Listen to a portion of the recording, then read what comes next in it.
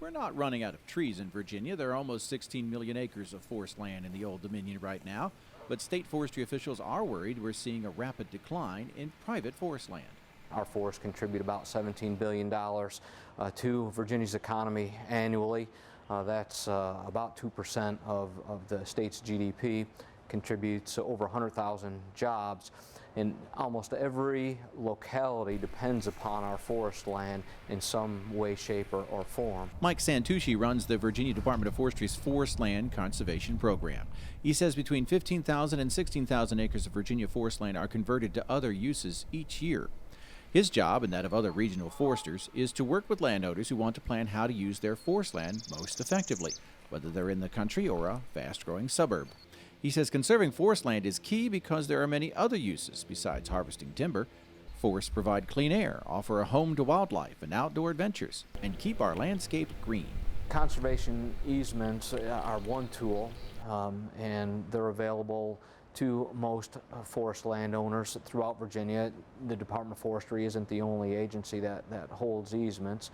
Our foresters, we have urban forestry specialists that are available to assist with either smaller woodlots or urban and community forestry issues. So most of the larger localities in the state do have some sort of urban forestry staff as well. Santucci says the majority of timber harvesting takes place on a little more than 10 million acres of privately owned forest land.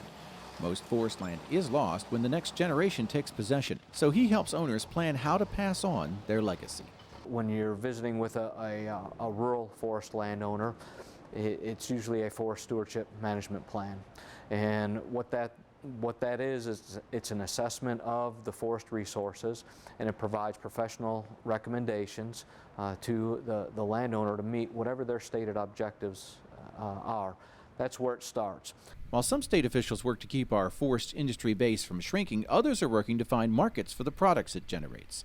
The Director of Marketing for the Virginia Department of Agriculture and Consumer Services says wood product exports from the Old Dominion came to about $344 million last year. That's everything from high-dollar hardwoods to inexpensive wood pellets.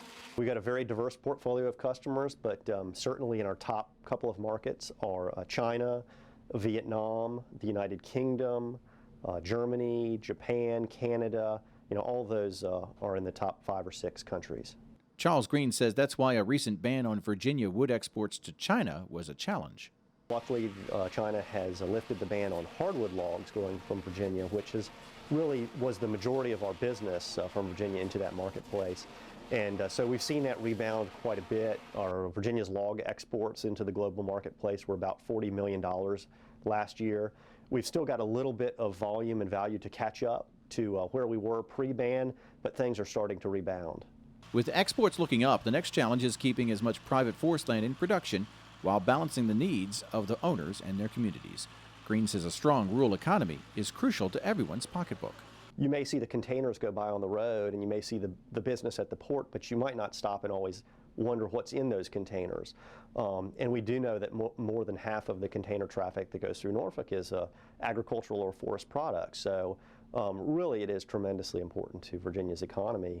And Santucci says it's just as important for landowners to plan to keep their forest land in production instead of selling out to the highest bidder.